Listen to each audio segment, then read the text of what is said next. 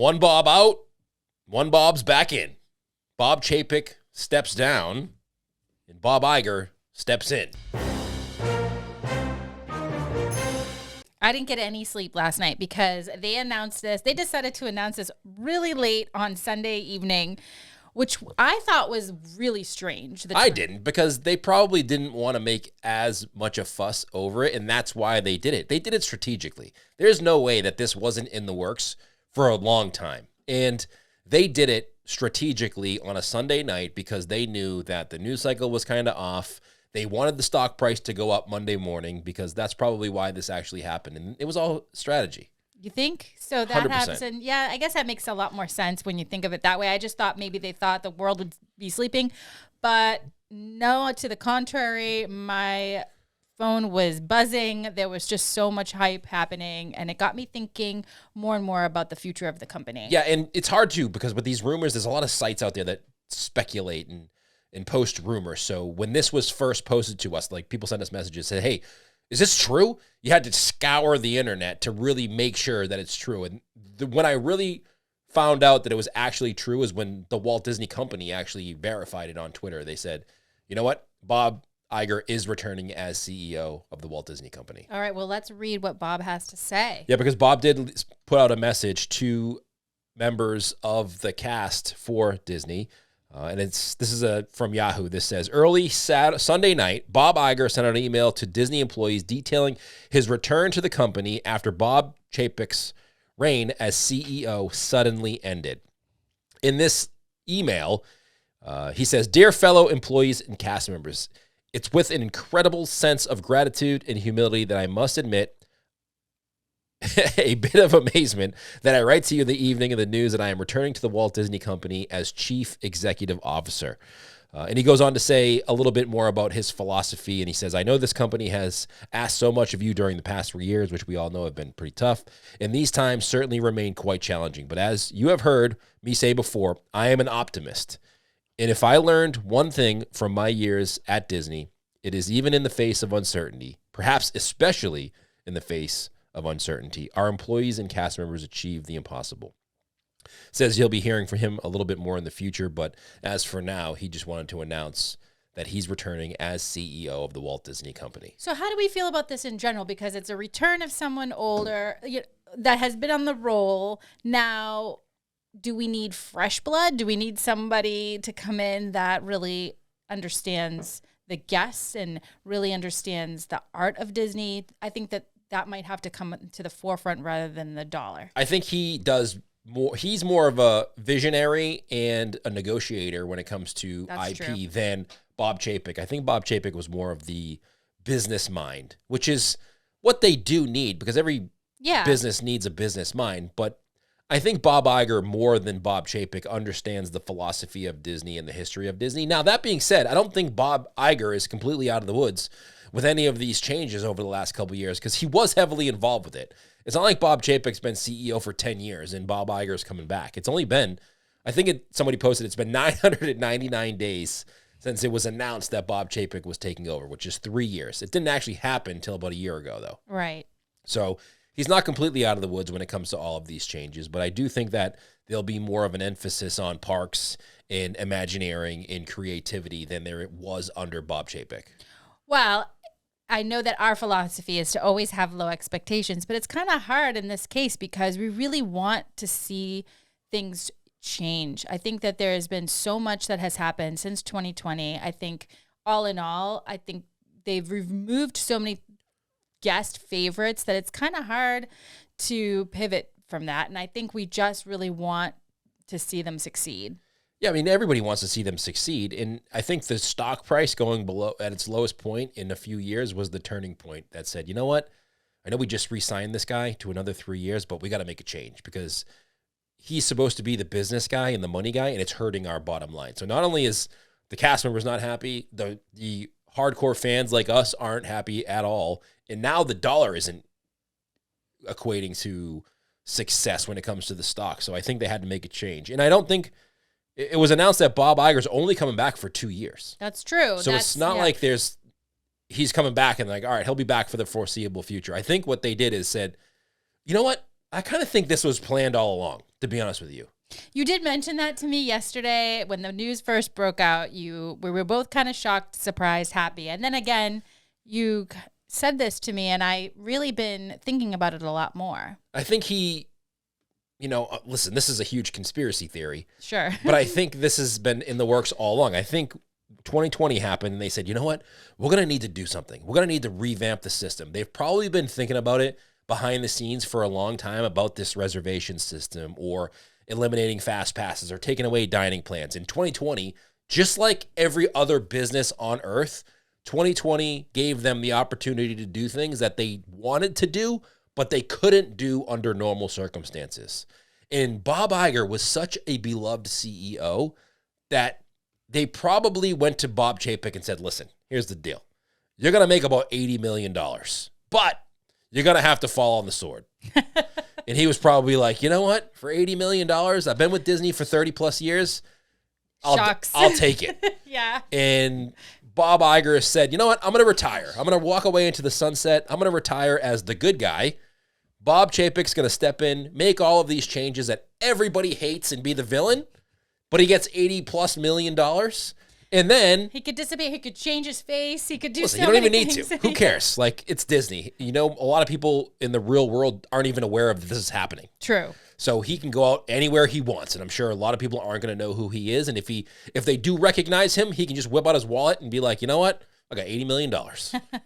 And then true. they said, you know what? Then Bob Iger can come back in when it's all said and done, when the dust settles, fix a couple things, and then he can spend the next 2 years, instead of focusing on PR in working on PR to explain the things that was changed, he can just come in and be like, you know what? We're moving in a new direction. My job for the next 2 years is to maintain quality and work on a succession plan.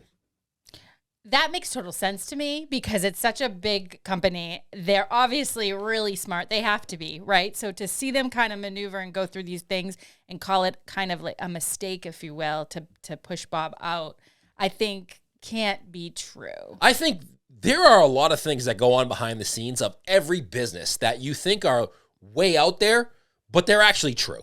Right? If you hear about rumors and speculation, for the most part, they're probably true. You think there's some truth to it?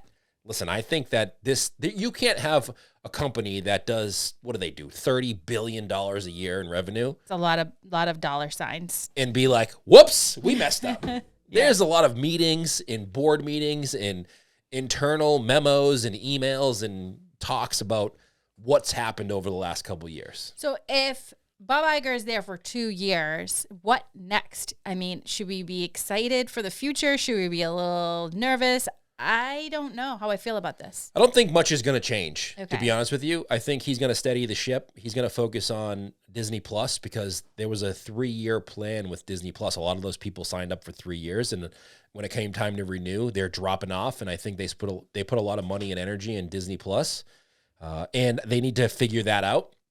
But I also think the parks is a huge thing too, and I think Josh DeMauro, who's the president or runs the parks, he's in charge of the parks, kind of gets away with a lot of blame here. Like because he's charismatic and energetic and is always in the parks hanging out with the cast members, nobody really blames him for anything. He's super likable. I think Yeah. that's what it is. But he is also truly a Disney fan, and I think that is what we need. Yeah, but he's been around for a long time. And True. Listen, when you run a company like that, the CEO probably has the final decision, but he doesn't make the choices. He gets put in front of the choices. Well, it does trickle from the top, right? So you have to have the kind of the right CEO to show the company what direction you want to go to. And it does, there are a lot of decision makers to get to any point. But Right. yes, I agree with you in that sense. There needs to be somebody that comes in or somebody in the ranks that says, you know what? This is what Walt's philosophy was. We watched a video last night, and it showed the progression of pricing. And from the time the park opened till about 1990, the price didn't fluctuate that much. And then all of a sudden in the 90s and early 2000s, and even up till 2010, the price skyrocketed. And I know it was because they bought a lot of IP. They added a lot of things to the park, which creates them having to generate income. Right. But there needs to be something where it's not always about how much profit we can make and how can we get back to the philosophy of why did the park start? The park started because Walt wanted somewhere to go with his kids to have a good time as a family. But it's also pushing that envelope, right? And it's using your imagination, really churning away at what is possible. And I think that is what is so incredible. If you go back to the history of Walt Disney, it was kind of turning that next level of what they could bring that would make them tons of money eventually. But it's like you kind of had to go through those inner workings of kind of the creative process to find out what works. We also watched another video about the attraction, the limo attraction that was in California Adventure, which was hilarious. And I feel like this is the company version of the limo attraction in California Adventure. If you're not sure, there was going to be this limo attraction in California Adventure when it first opened. And something happened where they couldn't do what they actually wanted to do. So they kind of really scaled it down and did a minimal version of what it was originally supposed to do. And people hated it. It was called Superstar Limo. Yeah. And we watched a full ride-through version of it because we had not gone to California Adventure when it was open back in 2001. It is so terrible. Yeah. But anyway. Yeah. It was horrible, right? Yeah. And everybody hated it. And after 1 year, they took it down. Right. And this is the company version of that. You think? Bob Iger left. They said, you know what? Let's build an attraction. Bob Chapek. Well, we can't get him to do exactly what we want him to do. So after 1 year, you're gone. And then let's redo it all over again. So Bob Iger is going to come back and he's going to redo it from the beginning and kind of start the whole process of him retiring all over again. The only thing I'm thinking about right now, to be honest with you, is after the 2 years is up with Bob Iger, and I'm looking into a little bit of Josh. I'm thinking maybe that will put everybody that's next in line kind of in their best behavior and kind of wanting to prove themselves, which can be an exciting time because if all those brilliant minds come together, who knows what's possible. But I'm looking into Josh's history. He's been with Disney since 1998. Yeah, a lot of the higher ups with the company have grown with the company. Right. That's usually how it works with Disney. You start at a lower level and you kind of grind and work your way up. But we'll see. A lot of Josh's decisions aren't really known. We don't really know what his decision process is. We kind of see his public face in his Instagram. Well, you don't really know what decisions he's making in the background or what's his responsibility or not. So it's going to be interesting to see what happens over the next 2 years. One thing I really hope happens, I hope annual passes come back to Disney World because there's no reason for them not to have annual passes. That would be great. Disney passes would be great for annual pass holders. I think that's been something that we've been struggling with. We want to see happen. Yeah. Gotta say, just going back to the guest experience in the parks, there are just so many little things that we noticed that have been missing that I think would really enhance everybody's trip. It's hard too because you generally can't take things away. That's not usually how it works. It's like when you raise your price, you generally don't lower it after you've raised it. Right. You kind of maybe just don't raise it again for a little while. Yeah. So I don't know if reservations will ever go away. I don't know if Genie Plus will ever go away or Lightning Lanes. It's hard. The other thing we did was watch another video and like Genie Plus and Lightning Lane is kind of how Disney started, right? Disney started with tickets. You got into the park and then you had to buy tickets to go on certain attractions. Very true, but they did an example of what it would have cost in today's money, and it was like $30 in today's money. So you can't charge what they're asking plus another fee. That really feels really like they're digging deep into your pocket, and that is unfortunate. But who knows? All I gotta say is we gotta keep to the code, which is low expectations. Yeah, low expectations. I would expect nothing to change. Like if you expect nothing to change and everything to be status quo, then any change that's positive will be amazing. Right. Right? So just go through the rest of your Disney day saying, you know what? All right, Bob Iger's back, so at least when we see the CEO on TV, it's going to be pleasant. And he's going to say the right things to make us feel good, but nothing's going to change. That's the attitude. Everything's going to be exactly the same. We're stuck with all the stupid things that they have, so there's nothing going to change. All right, well, that's going to do it, guys. Yeah. Hit the like button. Let us know what you think in the comments below. Do you think, a couple questions I have for you. Do you think anything is going to change moving forward with the company? And annual passes. They came back briefly to Disneyland before they disappeared. Do you think they'll ever come back to Disney World? I want to know what you think in the comments below. We'll see you next time. Bye, everybody.